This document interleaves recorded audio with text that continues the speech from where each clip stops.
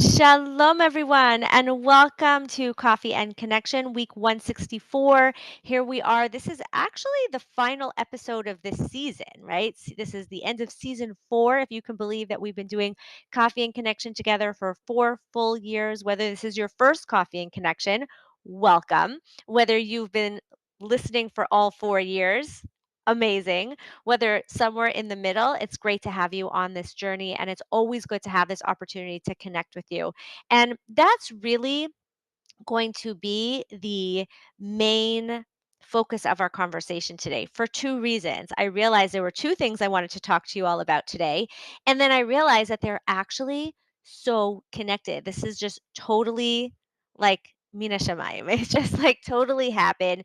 And I'm gonna share. So let's start with the conversation about, how do we get ready to go into this holiday that's all focused on simcha. It's all focused on happiness and joy, and that we're supposed to really be so happy during this week, when at the same time there is a lot of pain, whether we have our personal pain, and it's not like throughout Sukkot we don't like have issues that come up, that we're not struggling with dealing with things in our marriage, or that our kids are always behaving, or that everything turned out the way we wanted to, and that we don't have actual feelings of like struggle, or we're sad, or we're disappointed, or we're overwhelmed. And it's totally okay to feel all those feelings. I remember many years ago, I remember seeing an article that someone had written about like this idea that women sometimes feel overburdened by like having their family, and he was saying like over the chagim, and he was saying like we should be so grateful that we have our family to take care of. And I was like, as I was reading it, and I wasn't even yet a coach. I wasn't even yet in this space. I remember reading it and thinking like, can't we feel both at the same time? And that's really what I want to share with all of you, like about that topic. Like if at any point you start to feel bad, or that you're overwhelmed, or bad that you feel like you need some time to yourself, or disappointed in the way something went, all of those are healthy feelings. Like it's reality to sometimes have difficult, even negative feelings. And it's important to give ourselves permission to feel those feelings, because if we try not to feel them, we say, no, no, no, no, I have to be happy. Or like, no, I'm not allowed to be overwhelmed, because that means that I'm not happy to have my family. But that's not necessarily true, right? First of all, we can hold two truths at once.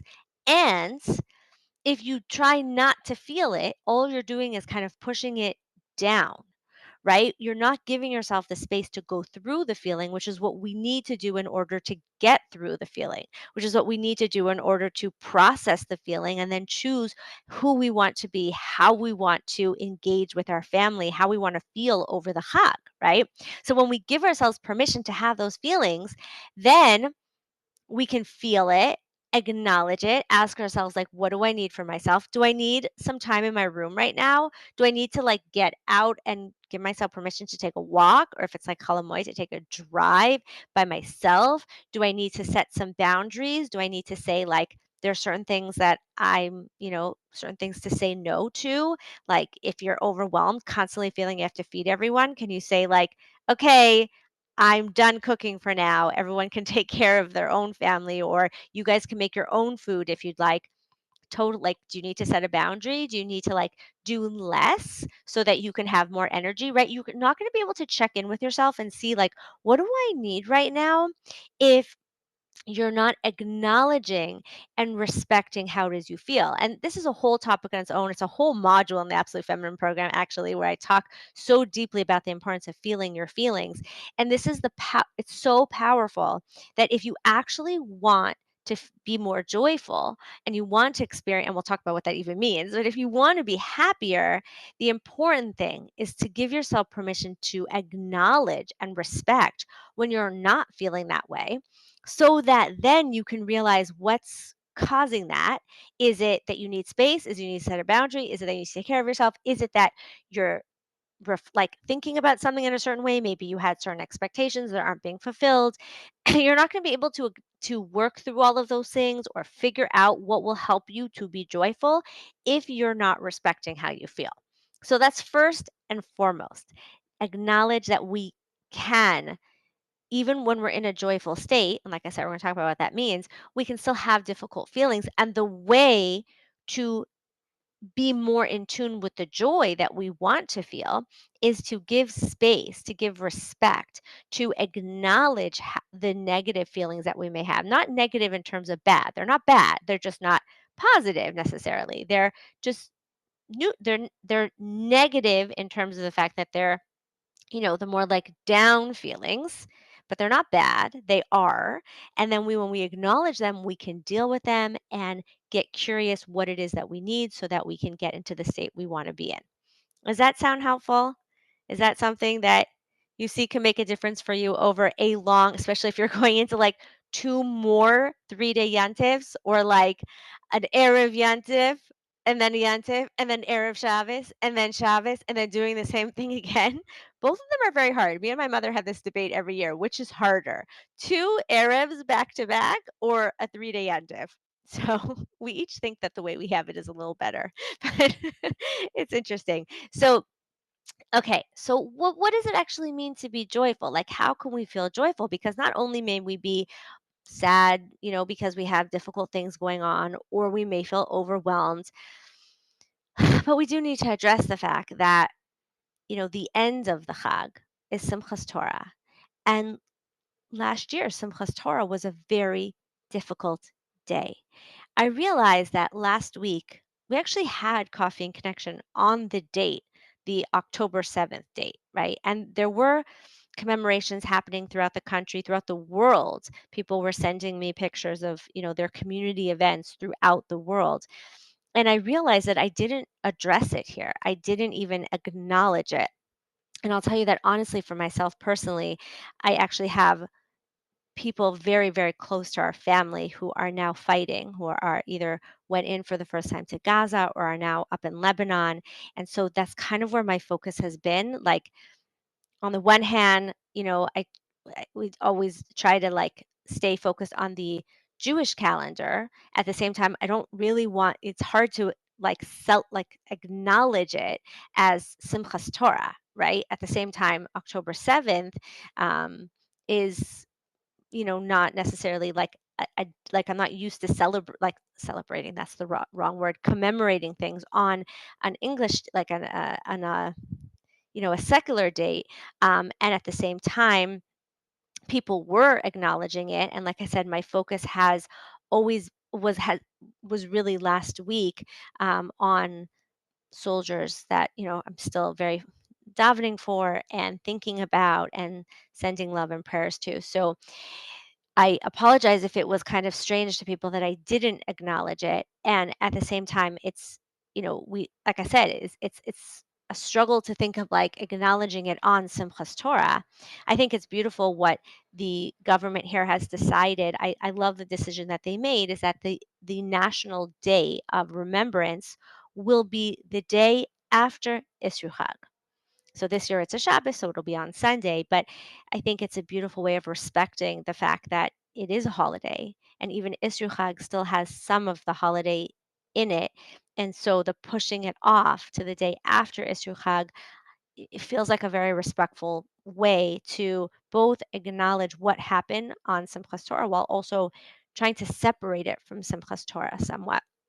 That Simchas Torah still is going to have difficult memories. And there's this question of like, how can we celebrate on that day? How can we just dance? How can we be totally happy, as we're going to be like kind of reliving well, please God, not reliving, but remembering the trauma of that day. I mean, anytime I was, I think of like that morning, that day, the night after, here, like actually knowing what was going on, being on the phone with my daughter who was in Ofakim, where like there were a lot of crazy things happening, and just waking up in the morning to the sirens and being like, what is going on? Like, it was a difficult day, right? A very difficult day followed by a very difficult year. And it's going to be hard, I'm sure, for many of us to feel like we can fully celebrate, right? I know even in America and North America, all over the world,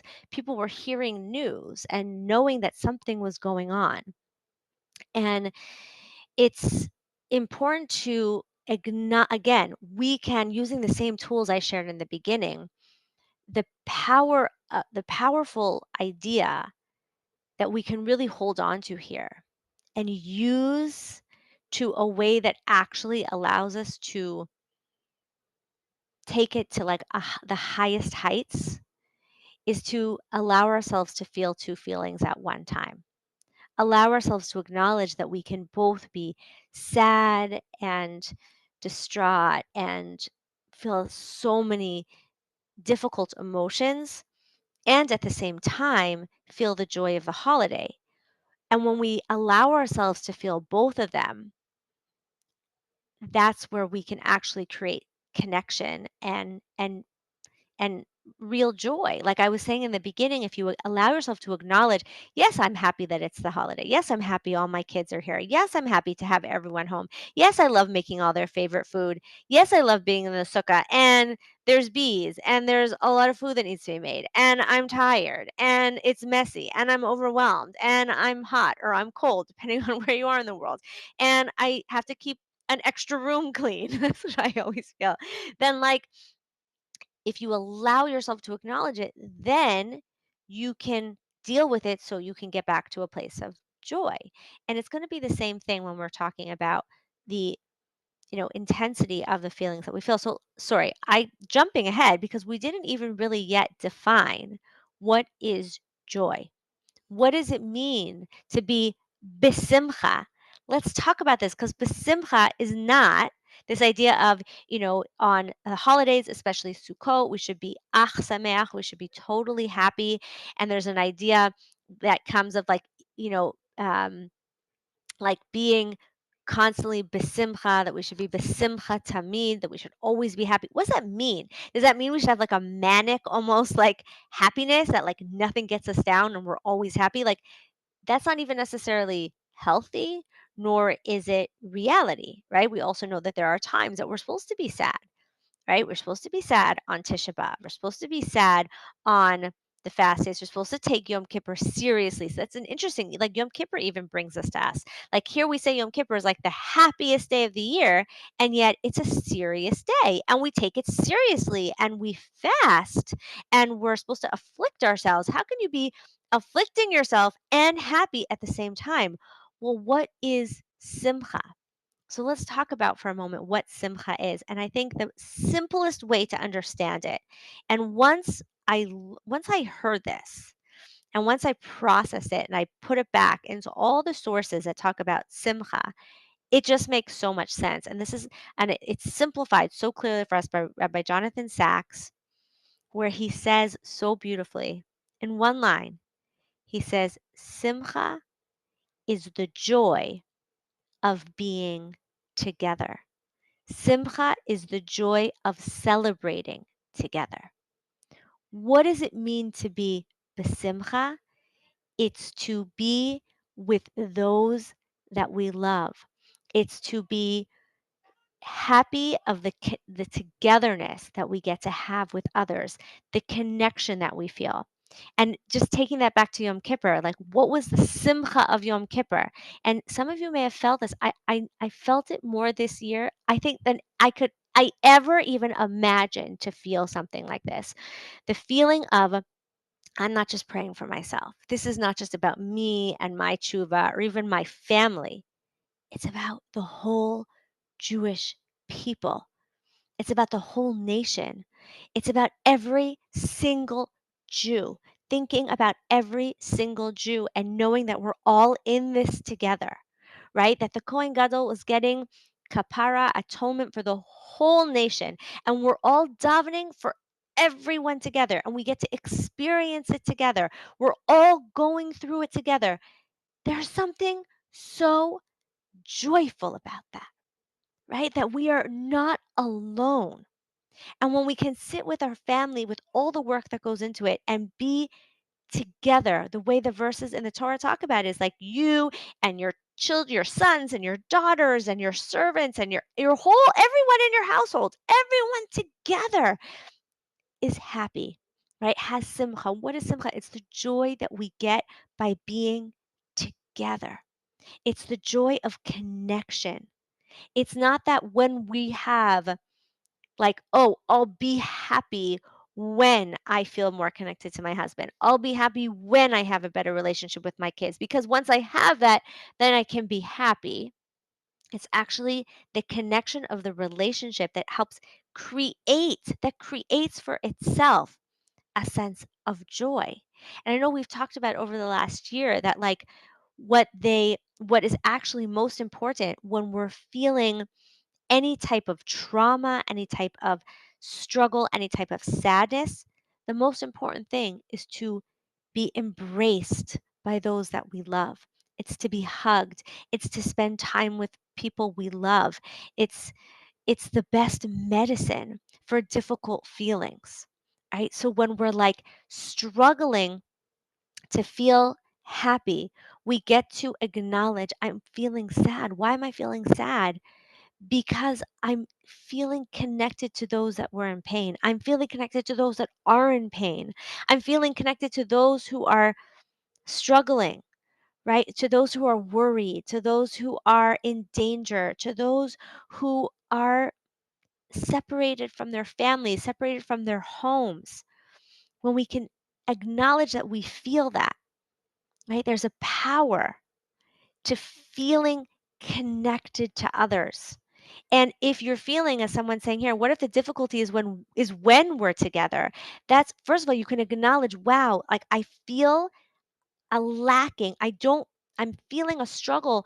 It tells me that I want more connection. That's a good thing that you want it. And then you want to look to see where are the struggles happening so that we can feel joyful being together. And sometimes it's acknowledging, yes, there are struggles, and also looking to see, can I, with the struggles, acknowledge the connection that we do have? Sometimes what happens when we are together, right? We see this as a national thing, right? Because we all, like we're all connected, then it's like, well, why do you think this? And why aren't you like me? And how could you be so different? And the same thing can happen in our own families and our own marriage. We have all these expectations. We want everyone to sit nicely at the table. We want everyone to show appreciation in a certain way. We want everyone to get along. We want our husbands to be a certain way. We want the kids to look a certain we want to feel a certain way when we're with everyone. We put in so much work and we want a certain output. And then when life doesn't meet up to that reality, it can be so painful because it's not living up to the way we think it should be, the way we want it to be. And that is painful. And I'm not negating that.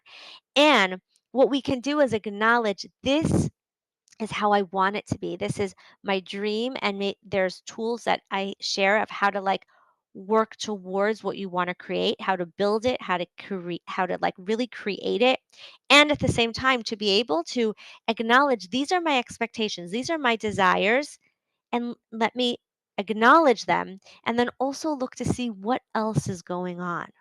So yes, like today I took my younger kids to get some stuff for the Chag, and they were so hyper and like kind of yelling and like running like a little bit. It was a little bit like over excited in the like in the streets, right? And at the same time that I could be like, okay, we have to be a little calmer, we have to walk nicely, and the train's coming or whatever. It was also like, can I also look to see? It's so nice that they have fun together. It's so nice that they are enjoying getting out. It's so nice that like we can do this, that I can walk with them, like looking to see the positive in spending that time together. It's never going to look the way we want it to because we're talking about a lot of people, right? Even if it's just me and one other person, it's not going to look exactly the way I want it to. And I can look to create what it is that I want to create.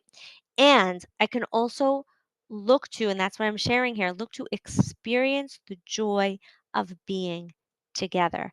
Yes, there will be struggles, and we can work on those struggles. And can I enjoy the feeling of being together? Look for what I can enjoy about being together. Be grateful that we are together. Thank God. So when it comes to like Simchas Torah, we can acknowledge, wow, I feel that pain. I feel connected to others. I remember how it was for me. I remember how it was for others. And at the same time, acknowledging this is a holiday, it's a joyful holiday. We're celebrating our intense relationship with Hashem and then connecting the two together, right? Why is it so painful? Because because we it's so painful to have a day that's meant to be so joyous to be one that was so horrifying. It's so painful to have these like sad feelings when you want to feel connected.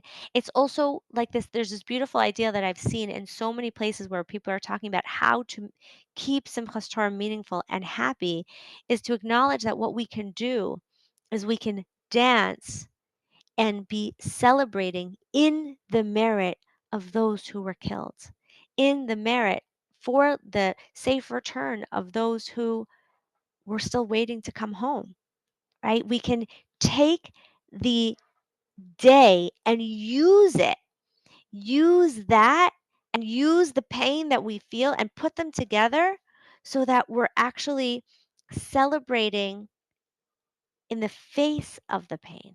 Does that make sense? It's like using the pain as like an acknowledgement of, I feel connected to everyone. And that means that I I don't see myself as alone. I feel connected to everyone. I feel part of a nation. I want to celebrate with everyone. I want us all to be back in the temple together. I want to feel as a nation together going through this process, feeling connected to Hashem. That's what Sukkot is. Sukkot is, we talked about this last year. I remember sharing, like, either we, now that we went through this whole process of tshuva, now we feel so connected to Hashem that we just leave our homes and we just want to bask in the Shekhinah.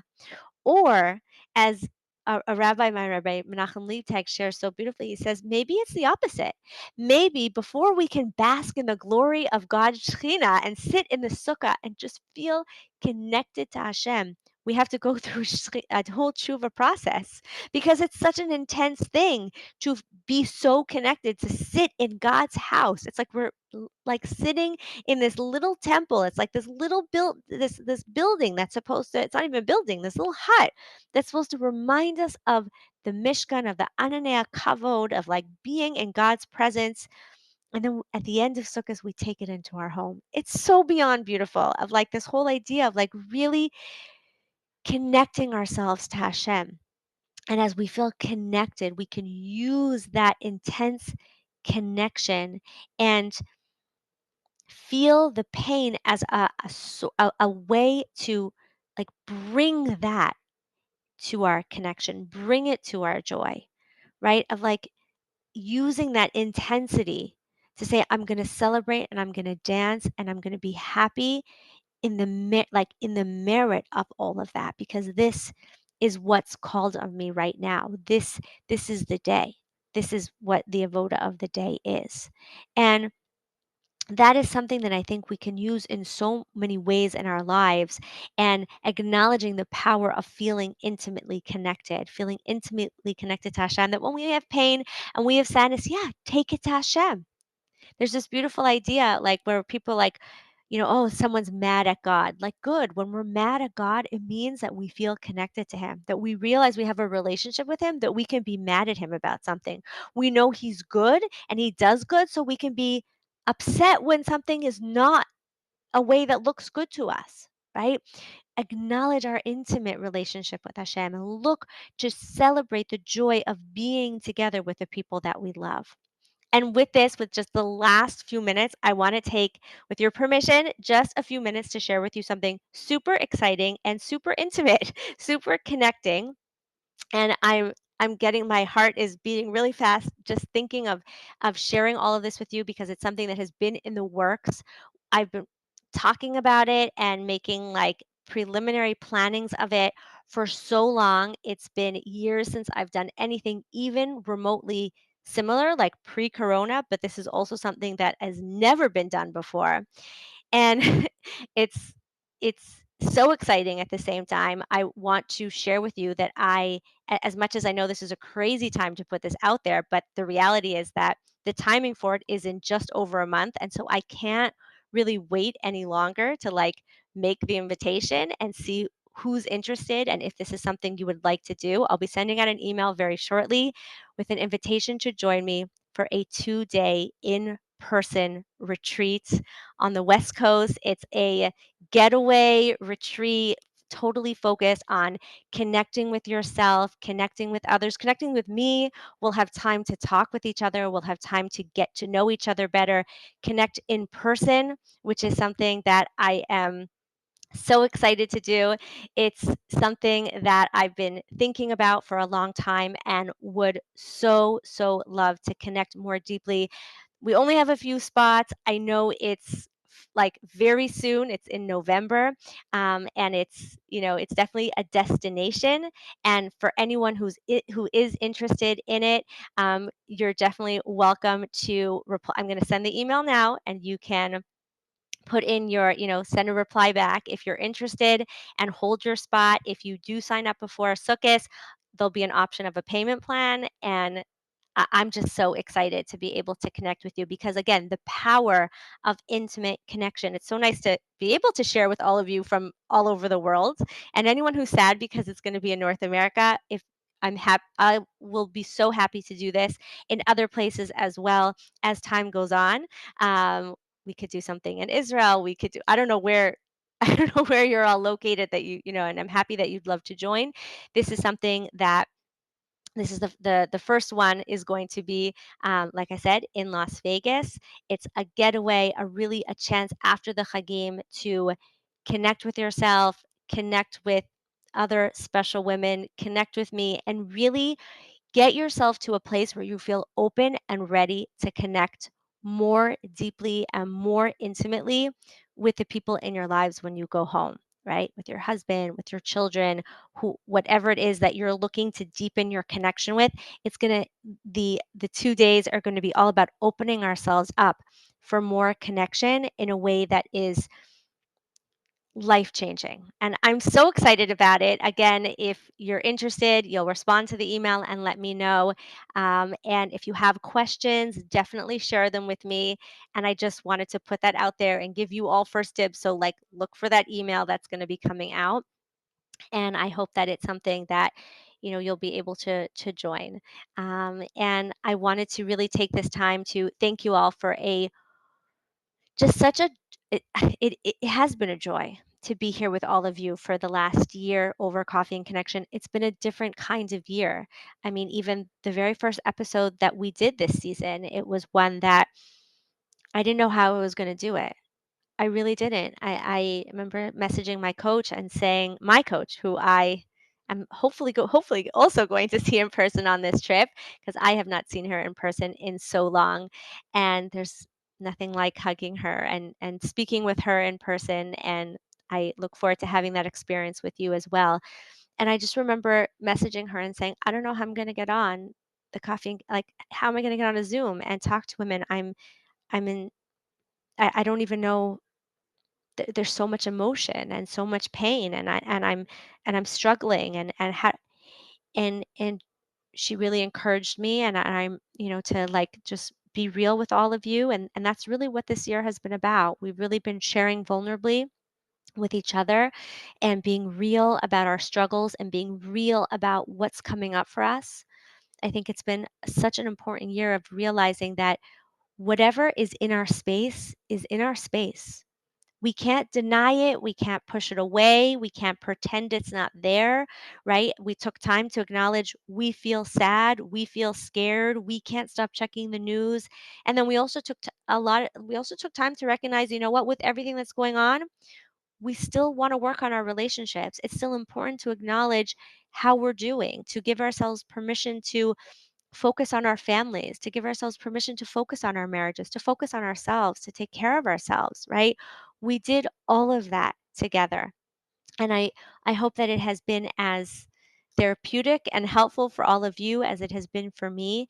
And I definitely look forward to connecting with you all in season 5, please God, and also to hopefully seeing some of you in person very, very soon.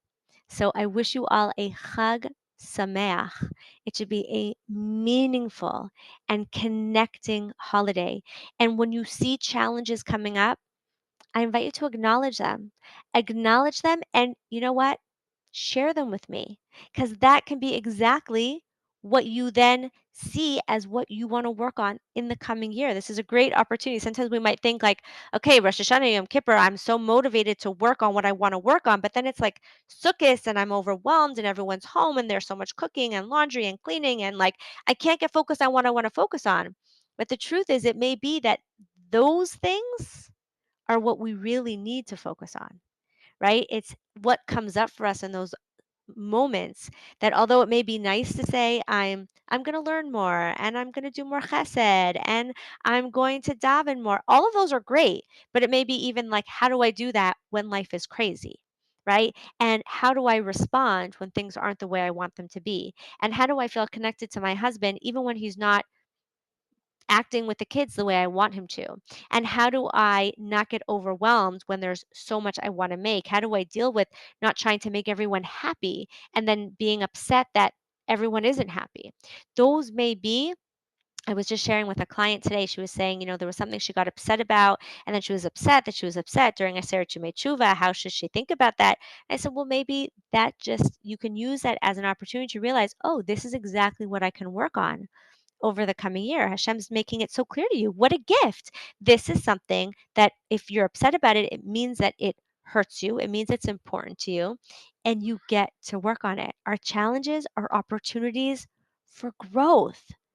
And that's actually simcha, right? Like the joy of seeing what we can work on so that we can have more connection, so that we can feel closer to Hashem, to our husbands, to our families, to ourselves. That is the power of acknowledging our struggles, and rather than being frustrated by them, frustrated that we have them, acknowledge that challenges are a part of life. Struggles are a part of growth. That's what growth is. That's what meaningful life is. So let's acknowledge them to say, this is what I get to work on over the coming year. And please, God, that's what we can do together at our retreat, in the Absolute Feminine program, on Coffee and Connection, wherever we meet. It is always my pleasure to really be here for you and to help you to grow in a way, as someone's saying here so beautifully, that is real and down to earth and doable. That thank you for saying that, because that really is my mission. It really is my what I want to show you all is that it is doable. Life is real. Life has challenges. They don't act, oh my gosh, it's like doesn't mean that we're broken, that we have challenges. It's the opposite. Challenges are meaning is what meaningful life is about. It's acknowledging this is where I'm struggling and now let me figure out how to overcome that. So I look forward to supporting you in that in the coming year. I wish you again all a Chag Sameach, and I look forward to seeing you all again soon. Until then, may we all be blessed to live, love, and be loved with all our hearts. Goodbye for now.